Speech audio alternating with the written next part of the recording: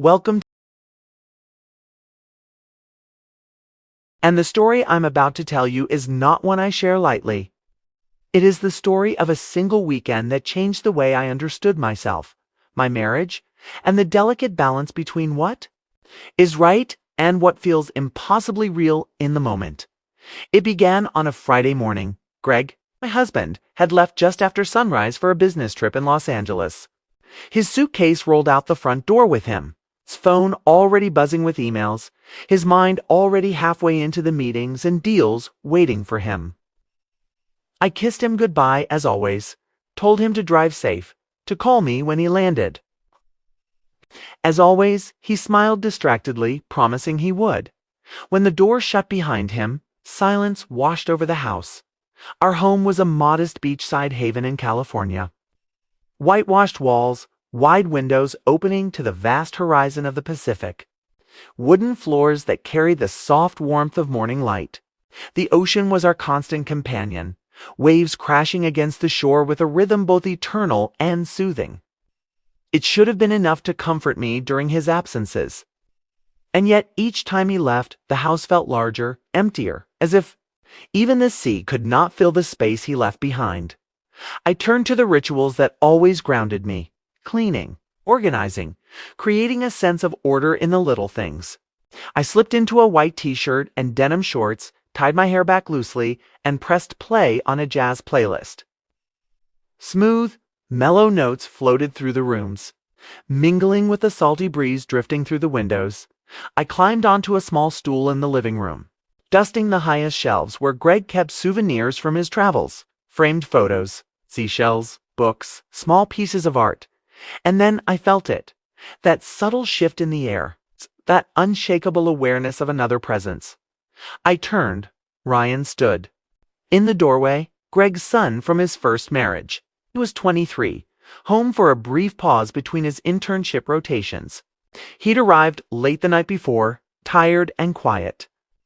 Retreating to his room before I had the chance for more than a passing hello. Now. He leaned against the frame, hair tousled from sleep, eyes half-lidded, wearing a faded t-shirt and sweatpants.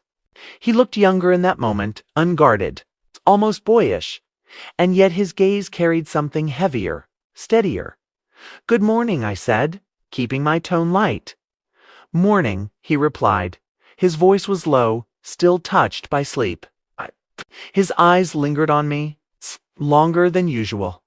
He crossed the room and dropped onto the sofa, stretching out as though the house already belonged to him. I tried to return to my dusting, to focus on the cloth in my hand, the souvenirs on the shelf.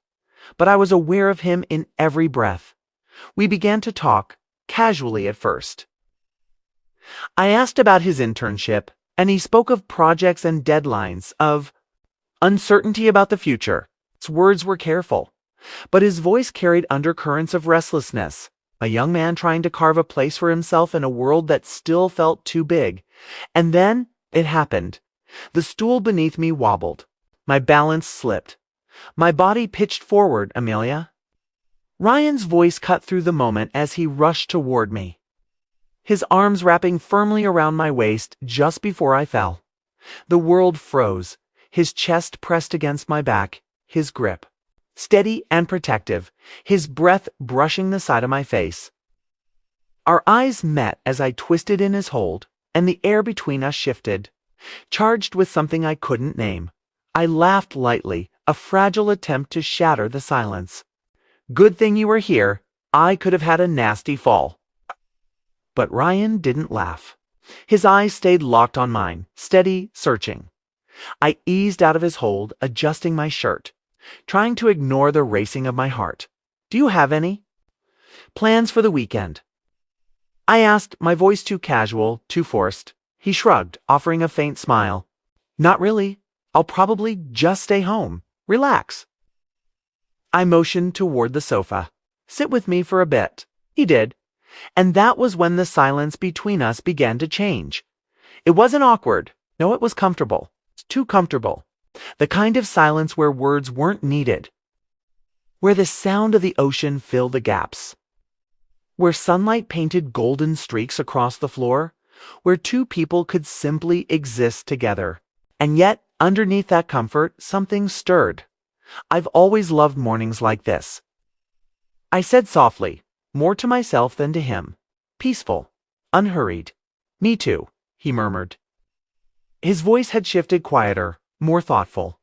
Then, almost hesitantly, he added, especially when there's someone to share it with. Our eyes met, and in that moment something changed.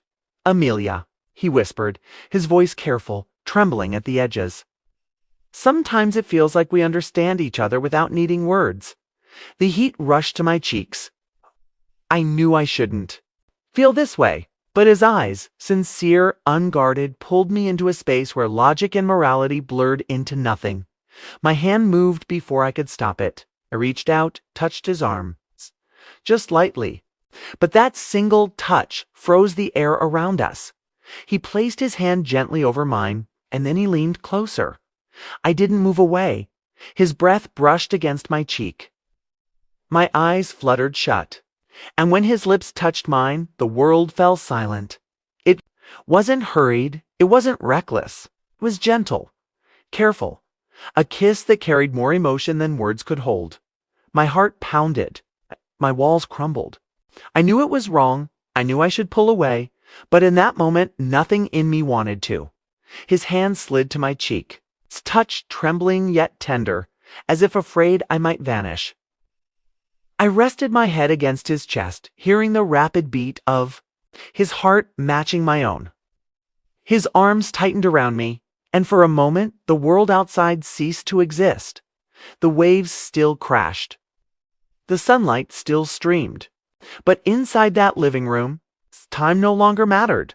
We had crossed a line, and nothing would ever be the same. That weekend left me with questions I still cannot answer. Did I betray Greg? Did I betray myself?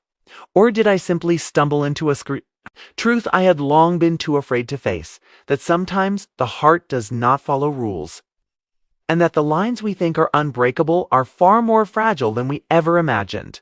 I don't know where the story truly ends. Perhaps it never will. But I know this. The sound of waves still reminds me of that morning, of that moment when silence turned into something more, and when everything I thought I knew about myself shifted forever.